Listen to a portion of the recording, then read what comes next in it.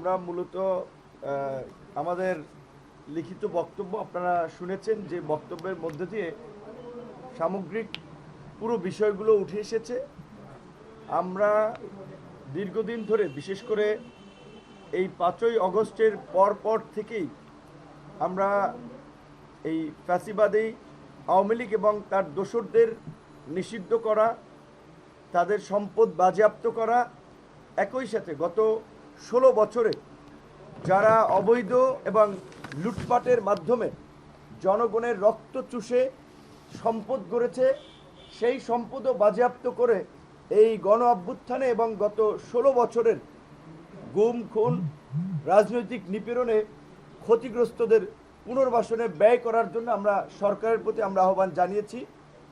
এই সমস্ত বিষয়ে আমরা খুব বেশি অগ্রগতি লক্ষ্য করি নাই, বরঞ্চ দিন দিন আমরা শঙ্কিত হয়েছি যে যেখানে 28শে অক্টোবর আপনারা জানেন যে বিএনপি সহ বিরোধী দল সমূহের একটি সমাবেশ ছিল, সেই সমাবেশ পণ্ড করে একটি ডামি নির্বাচন করার জন্য বিরোধী দলের প্রায় 32,000 নেতাকর্মীকে গ্রেপ্তার করা হয়েছিল।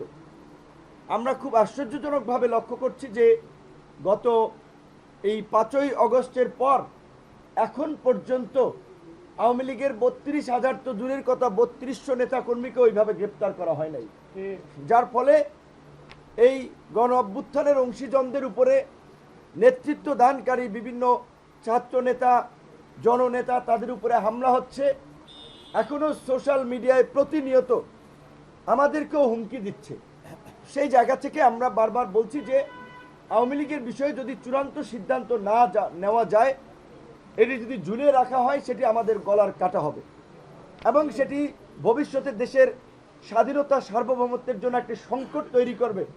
কারণ এই আওয়ামী লীগ শুধুমাত্র এই দেশের অভ্যন্তরীণ কোনো রাজনৈতিক সংগঠন নয়, এটি সীমান্তের ওপার থেকেও একটি ষড়যন্ত্রকারী সংগঠন হিসেবে কাজ করছে।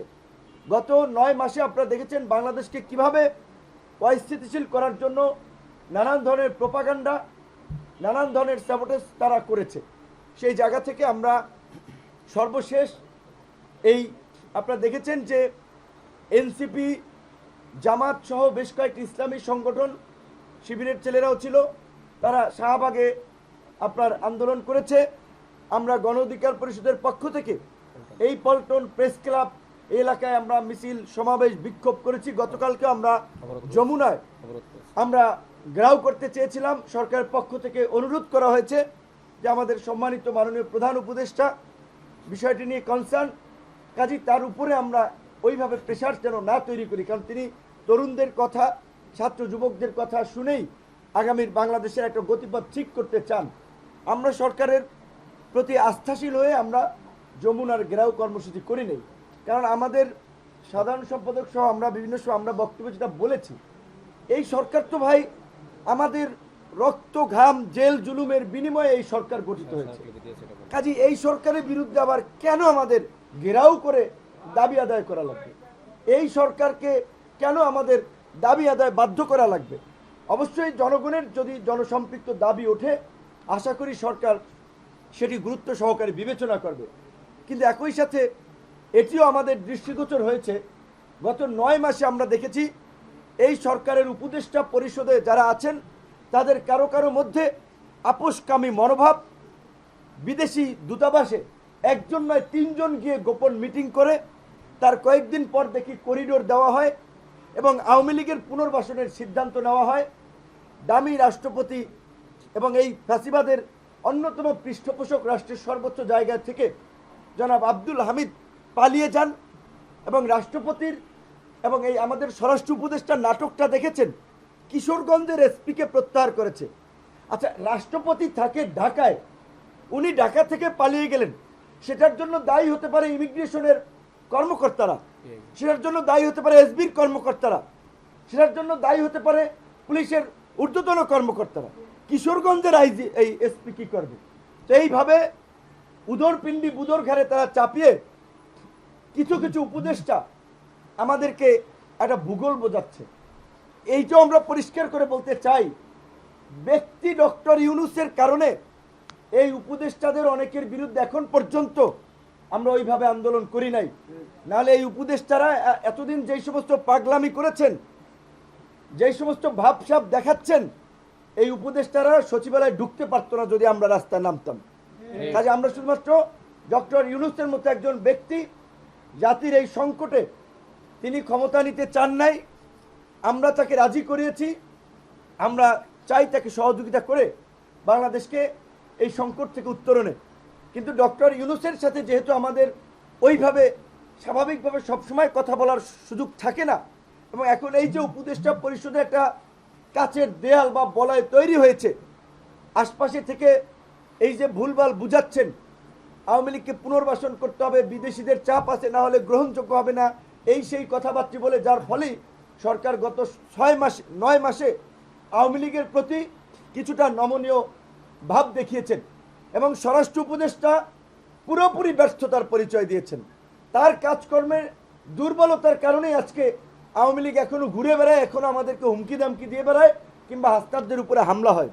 তাই আমরা মনে করি এই স্বরাষ্ট্র উপদেষ্টার দিয়ে কাজ হবে না, এই স্বরাষ্ট্র উপদেষ্টা পরিবর্তন করতে হবে এবং একই সাথে এই দুর্বল অনভিজ্ঞ এই উপদেষ্টা পরিষদ দিয়ে এই রাষ্ট্র সংস্কার এবং নতুন বাংলাদেশ বিনির্মাণের কাঙ্ক্ষিত লক্ষ্যে পৌঁছানো যাবে না। আমরা বারবার বলছিলাম এটি একটি জাতীয় সংকট, এই জাতীয় সংকট থেকে দেশকে উত্তরণের জন্য জাতীয় সরকার দরকার।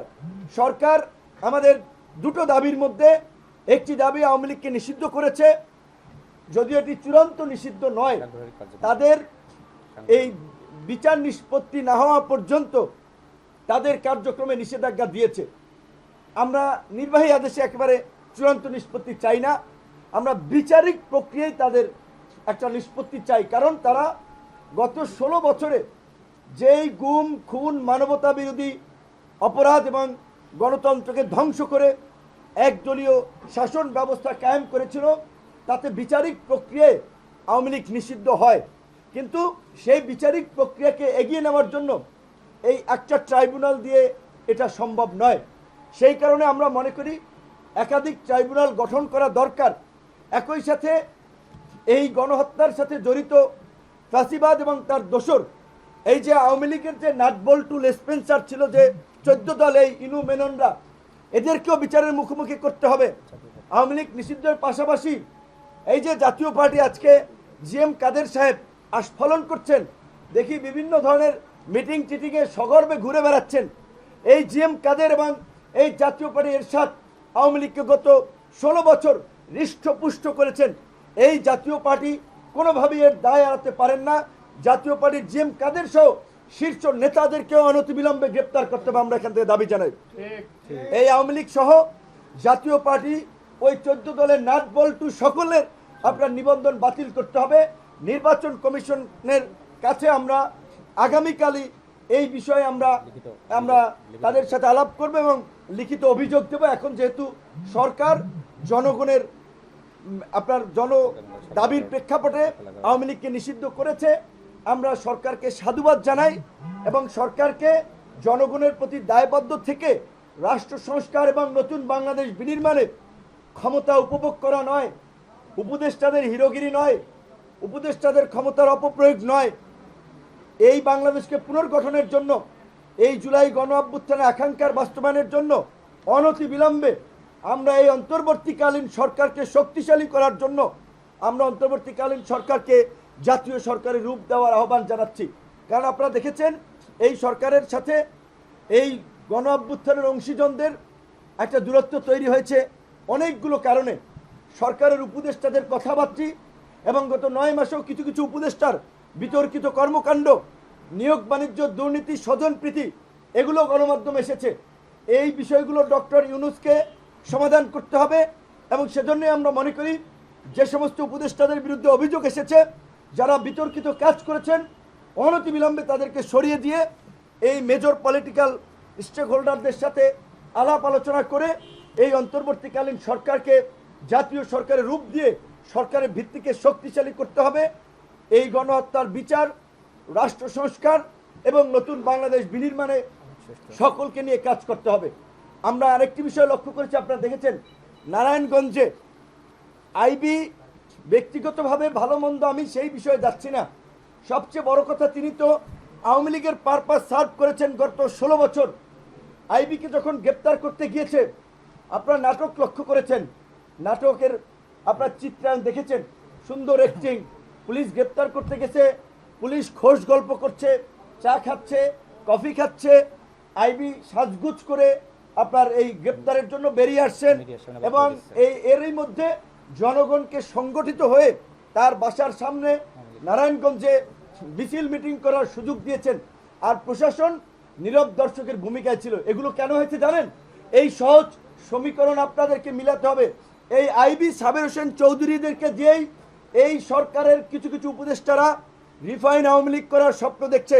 তাই আমরা বলছি উপদেষ্টাদেরকে, আপনারা এই সমস্ত নাটক করতে গেলে আপনাদের অস্তিত্ব কিন্তু থাকবে না।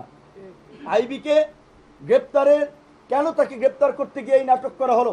কেন আইবির সমর্থকদেরকে এই মিছিল মিটিং করে এই পরিবেশ তৈরি করতে দেওয়া হলো?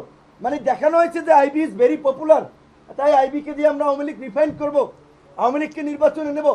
সাবের হোসেন চৌধুরীর বিদেশি কানেকশন, তিনি ইন্টার পার্লামেন্টারি ইউনিয়নের নেতা ছিলেন, এই কারণে তাদেরকে মুক্তি দেওয়া হয়েছে।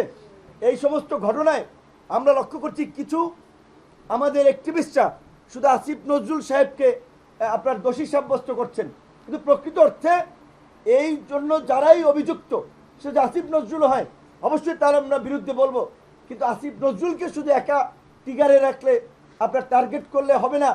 প্রকৃত অর্থে যারা এই আওয়ামী পুনর্বাসনে জড়িত, গণহত্যাকারীদের রক্ষায় জড়িত, এই আওয়ামী লীগের দোসরদের ব্যবসা বাণিজ্য এখনো টিকিয়ে রেখেছে, কোন কোন উপদেষ্টা আমাদেরকে খুঁজে বের করতে হবে, তাদের বিরুদ্ধে আমাদেরকে নামতে হবে। এবং প্রধান উপদেষ্টা আমরা শুনেছিলাম সোমবার জাতীয় সংলাপ ডাকার কথা।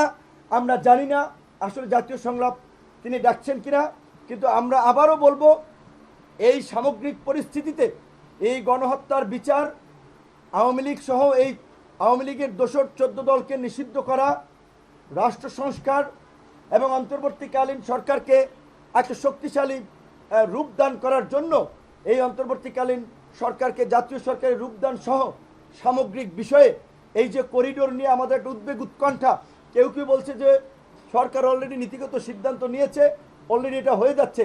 চট্টগ্রাম আপনারা দেখেছেন বন্দর বিদেশিদের হাতে তুলে দেওয়া হচ্ছে। এই আমরা জানি না শুধু আমরা লীগ নিষিদ্ধ হওয়ার বিষয় নিয়ে আছি, আর তলে তলে যে আরও দেশে অনেক কিছু হয়ে যাচ্ছে, এই সমস্ত বিষয়ে আমাদের কনসার্ন আছে কিনা। তাই আমরা এই বিষয়গুলো সামগ্রিক প্রেক্ষাপটে আমরা প্রধান উপদেষ্টাকে জাতীয় সংলাপ ডাকার আহ্বান জানাচ্ছি।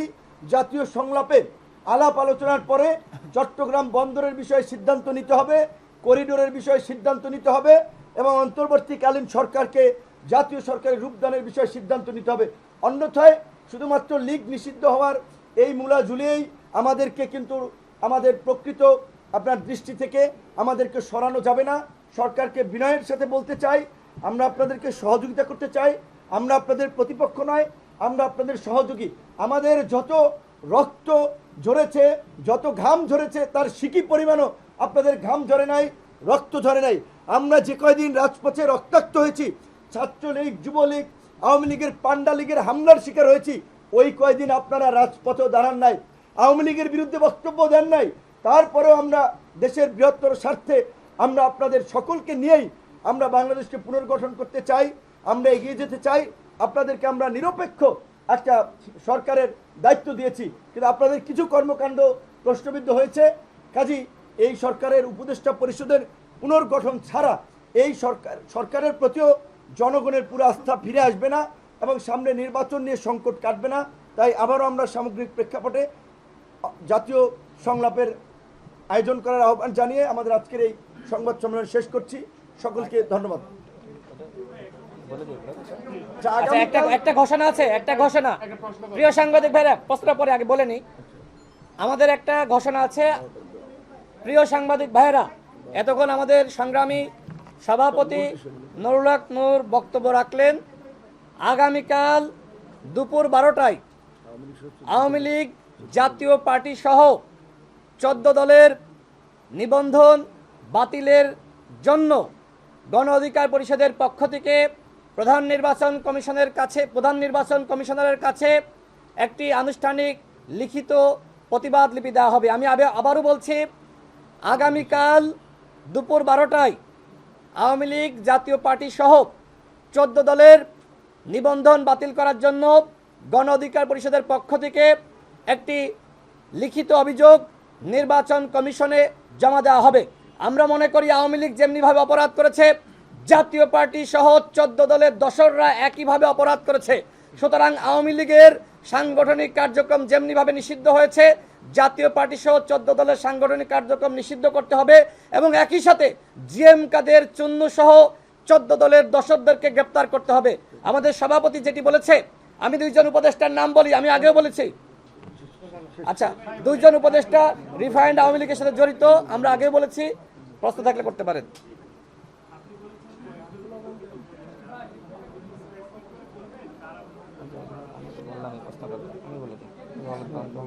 না, ইতিমধ্যেই আমরা এই বিষয়টি নিয়ে বলেছি যে এই সমস্ত উপদেষ্টারা বিতর্কিত কর্মকাণ্ড করছে, তাদের কিছু কর্মকাণ্ড বক্তব্য যেটা জাতীয় ঐক্য এবং সংহতি নষ্ট করছে, সেটা আপনারাও দেখেছেন। আমরা চাই সেই উপদেষ্টাদের বিরুদ্ধে প্রধান উপদেষ্টা পদক্ষেপ নেবে। আমরা এখনই এইটা বলে কিংবা জনমনে একটা কনফিউশন তৈরি করতে চাই না।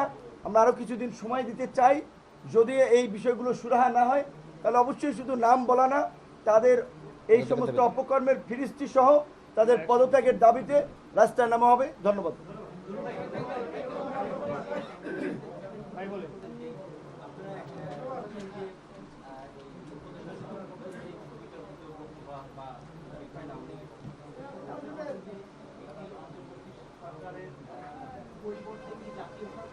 যতদিন সরকার থাকবে না ততদিনই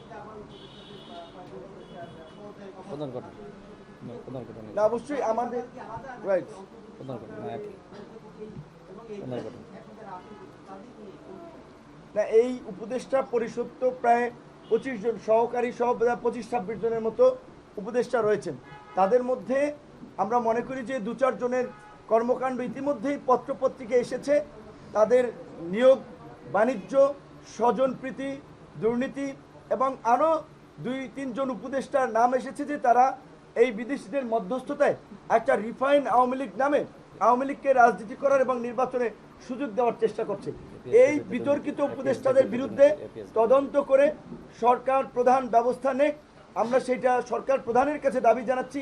একই সাথে এই উপদেষ্টা পরিষদ পুনর্গঠন করে জাতীয় স্বার্থে এই গণহত্যার বিচার, রাষ্ট্র সংস্কার এবং এই জুলাইয়ের আকাঙ্ক্ষা বাস্তবায়নে এটাকে জাতীয় সরকারে রূপদান করা হোক। সেখানে হয়তো এখান থেকে 2-4 জন বাদ যাবে, আরও নতুন করে যুক্ত হবে।